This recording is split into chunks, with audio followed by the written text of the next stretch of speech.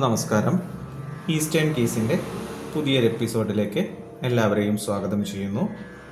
നമ്മളുടെ ഈ കീബോർഡ് ക്ലാസ്സിൽ ഇന്ത്യൻ നൊട്ടേഷൻ കീബോർഡിൽ വായിക്കുന്ന ട്യൂട്ടോറിയലാണ് നിങ്ങളെ പരിചയപ്പെടുത്തുന്നത്. ഇതിൻ്റെ ഒരു എപ്പിസോഡ് കഴിഞ്ഞു. ആ ലിങ്ക് ഞാൻ ഈ വീഡിയോയുടെ ഡിസ്ക്രിപ്ഷൻ ബോക്സിൽ ചേർത്തിട്ടുള്ളതാണ്. അപ്പോൾ ആ വീഡിയോ കണ്ടതിന് ശേഷം ഈ വീഡിയോ കാണുന്നതായിരിക്കും നിങ്ങൾക്ക് കുറച്ച് ഗുണപ്രദമാകുന്നത്. ഇന്നത്തെ വീഡിയോയിൽ, കഴിഞ്ഞ വീഡിയോയിൽ നമ്മൾ കീബോർഡിൻ്റെ ഭാഗങ്ങളാണ്, കീബോർഡാണ് പരിചയപ്പെട്ടത്. ഇതിലെ നോട്ട്സിൻ്റെ പ്രത്യേകത ഇതൊക്കെയാണ് നമ്മൾ പരിചയപ്പെട്ടത്. ഇന്ന് നമ്മളിതിൽ മ്യൂസിക് ലെസൺസ് തുടങ്ങുകയാണ്. അപ്പോൾ നമ്മൾ ഹിന്ദുസ്ഥാനി സമ്പ്രദായം അനുസരിച്ചാണ് ഇവിടെ കീബോർഡ് ക്ലാസ് ഇന്ത്യൻ നൊട്ടേഷൻ പഠിപ്പിക്കുന്നത്.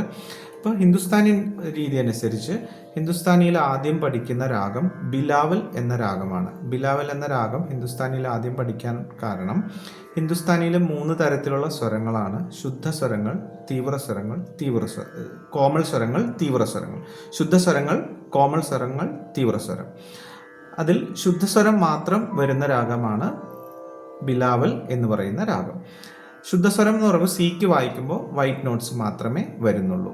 കർണാട്ടിക് മ്യൂസിക്കിൽ ഇത് ശങ്കരാഭരണമെന്നും വെസ്റ്റേൺ മ്യൂസിക്കിൽ ഇത് മേജർ സ്കെയിൽ എന്നും അറിയപ്പെടുന്നു. നമുക്കിന്ന് സിക്ക് ബിലാവൽ രാഗം വായിക്കുന്നത് എങ്ങനെയെന്ന് നോക്കാം. നമുക്കറിയാം, സാ എന്ന് പറയുന്നത് 2 ബ്ലാക്ക് കീകൾക്ക് താഴെയുള്ള വൈറ്റ് കീ ആണ്. അപ്പോൾ നമ്മൾ മിഡിൽ സായിൽ നിന്നാണ്, ഇപ്പോൾ കീബോർഡിൽ നിങ്ങൾ നോക്കുമ്പോൾ ഫസ്റ്റ് സാ, സെക്കൻഡ് സാ, തേർഡ് സാ ആണ് മിഡിൽ സാ ആയിട്ട് വരുന്നത്. അവിടെ നിന്നാണ് നമ്മൾ പ്രാക്ടീസ് ആരംഭിക്കുന്നത്. അപ്പോൾ നമ്മുടെ തമ്പ് വെച്ചിട്ടാണ് സാ വായിക്കേണ്ടത്. ചൂണ്ടുവിരൽ വെച്ചിട്ട് രീ വായിക്കണം. മിഡിൽ ഫിംഗർ വെച്ച് ഗ, ആൻഡ് റിംഗ് ഫിംഗർ വെച്ചിട്ട് മ. ഒന്നുകൂടി പറയാം. നമ്മുടെ തം ഫിംഗർ വെച്ചിട്ട് സാ, ഇൻഡെക്സ് ഫിംഗറിൽ രീ, മിഡിൽ ഫിംഗറിൽ ഗ, ആൻഡ് റിംഗ് ഫിംഗറിൽ മ. ഈ ബ്ലാക്ക് അട്ടകളൊന്നും വായിക്കേണ്ട ആവശ്യമില്ല. ഓക്കെ, നമുക്കൊന്ന് ഇതിൻ്റെ പ്രാക്ടീസ് ചെയ്യാം. സാ, സി ശ്രുതിക്കാണ് സാ, രേ, then ഗ,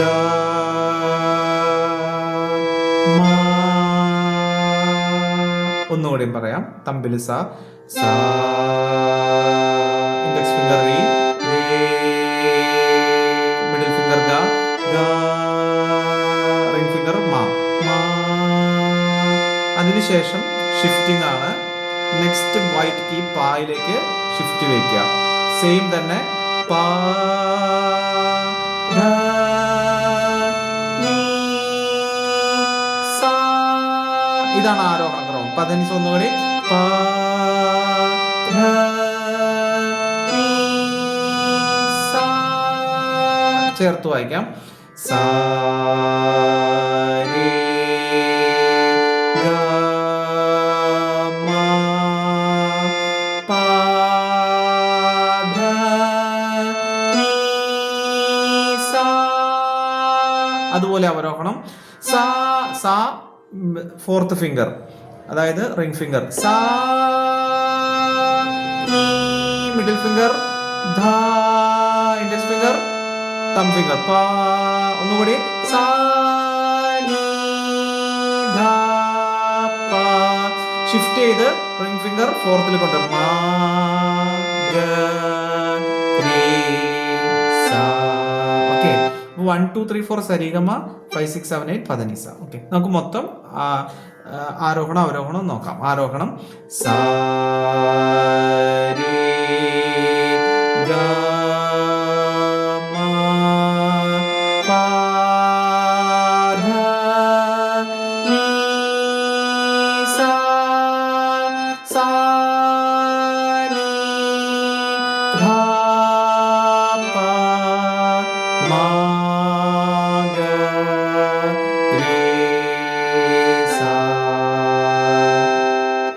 ഇതെല്ലാവർക്കും മനസ്സിലായെന്ന് വിചാരിക്കുന്നു. ഇത് നിങ്ങൾ താളമില്ലാതെ പ്രാക്ടീസ് ചെയ്ത് പഠിക്കുക. അടുത്ത ക്ലാസ്സിൽ താളത്തോടു കൂടി 6 സ്പീഡിൽ ഈ സപ്തസ്വരങ്ങളുടെ ആരോഹണവും അവരോഹണവും ഡിസ്കസ് ചെയ്യുന്നതായിരിക്കും. അപ്പോൾ എന്തെങ്കിലും സംശയം ഉണ്ടെങ്കിൽ നിങ്ങൾക്ക് കോൾ ചെയ്യാവുന്നതാണ്. ഇന്നത്തെ ക്ലാസ് എല്ലാവർക്കും മനസ്സിലായെന്ന് വിചാരിക്കുന്നു. അടുത്ത വീഡിയോയിൽ വീണ്ടും കാണാം. ഇന്നത്തെ ക്ലാസ്സിൽ നമ്മൾ ഡിസ്കസ് ചെയ്യുന്നത് ബിലാവൽ രാഗത്തിൻ്റെ ആരോഹണ അവരോഹണങ്ങൾ 6 സ്പീഡിൽ പ്രാക്ടീസ് ചെയ്യുന്നതാണ്. നമുക്ക് നമുക്ക് നേരെ ക്ലാസ്സിലേക്ക് കിടക്കാം. ഫസ്റ്റ് സ്പീഡിൽ ഒരു സ്വരം 4 ബീറ്റ് വെച്ചിട്ടുണ്ട്. 1 2 3 4. ഓക്കെ, 3 4. സാ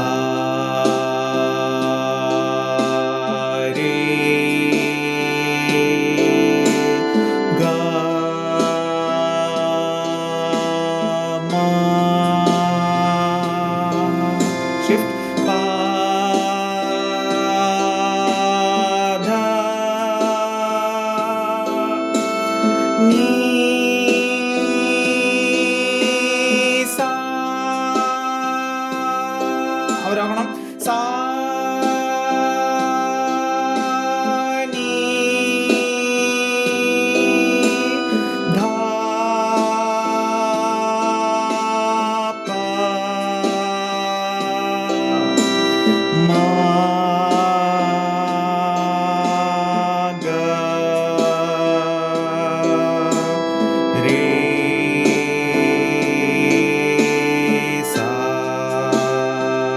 സെക്കൻഡ് സ്പീഡിൽ 2 ബീറ്റ്. സാ രേ ഗ മ പ ധ നീ സാ സാ നീ ധ പ മാ ഗ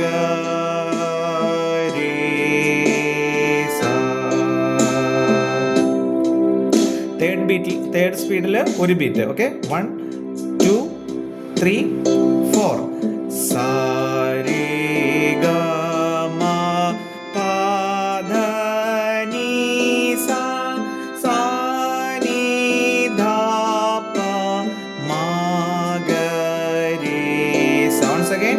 സാ രേ ഗ മ പ ധ നീ സാ സാ